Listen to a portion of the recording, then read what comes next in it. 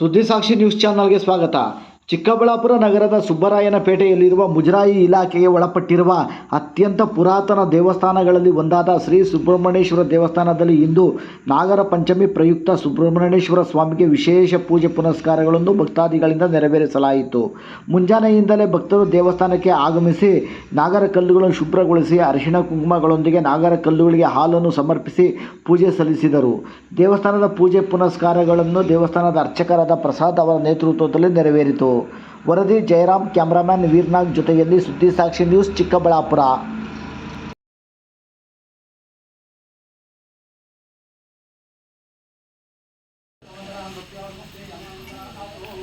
ನಾಗರ ಪಂಚಮಿ ಅತ್ಯಂತ ವಿಶೇಷವಾಗಿರುವಂಥ ಹಬ್ಬ.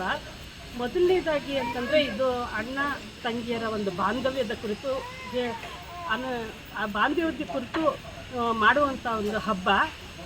ಈಗ ಅದನ್ನು ರಾಖಿ ಹಬ್ಬ ಅಂತಲೂ ಕೆಲವರು ಮಾಡ್ತಾರೆ, ಉಪಕರ್ಮದ ದಿವಸ ಮಾಡ್ಕೊತಾರೆ.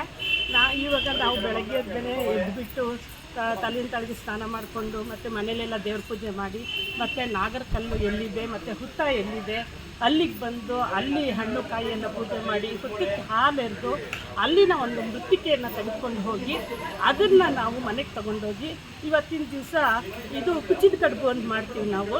ಆ ಕುಚ್ಚಿದ ಕಡುಬು ಮತ್ತು ನಿಂಚಿನಿಂದ ವಿಶೇಷ ಅಣ್ಣ ತಮ್ಮಂದಿದ್ರೆ ಅವ್ರನ್ನ ಕರೆದು ಅವರಿಗೆ ನಾವು ಸಿಹಿ ಭೋಜನವನ್ನು ಕೊಟ್ಟು ಮತ್ತು ಬೆನ್ನು ತೊಳೆಯೋ ಹಬ್ಬ ಅಂತ ಹೇಳಿ ಅವರಿಗೆ ಬೆನ್ನಿಗೆ ನಾವು ಅವರು 100 ವರ್ಷ ಚೆನ್ನಾಗಿರಲಿ, ಅವ್ರ ಮನೆ ಚೆನ್ನಾಗಾಗಲಿ ಅಂತಂದ್ಬಿಟ್ಟು ಹಾರೈಸ್ತಾ ಅವರಿಗೆ ಬೆನ್ನಿಗೆ ಅರಿಶಿನ ಕುಂಕುಮ ಮತ್ತು ಆ ಹುತ್ತದ ಮಣ್ಣು ಹಾಲು ಇದನ್ನೆಲ್ಲ ಎರೆದು ಅವರಿಗೆ ನಮ್ಮ ಕೈಲಾದ ಒಂದು ಏನಾನ ಗಿಫ್ಟು ಅಥವಾ ಏನಾನ ಕೊಡ್ಬೋದು ಗಿಫ್ಟ್ ರೂಪದಲ್ಲಿ ಕೊಟ್ಟು ಆರತಿ ಎತ್ತು ಅವರಿಗೆ ನಮಸ್ಕಾರ ಮಾಡ್ತೀವಿ.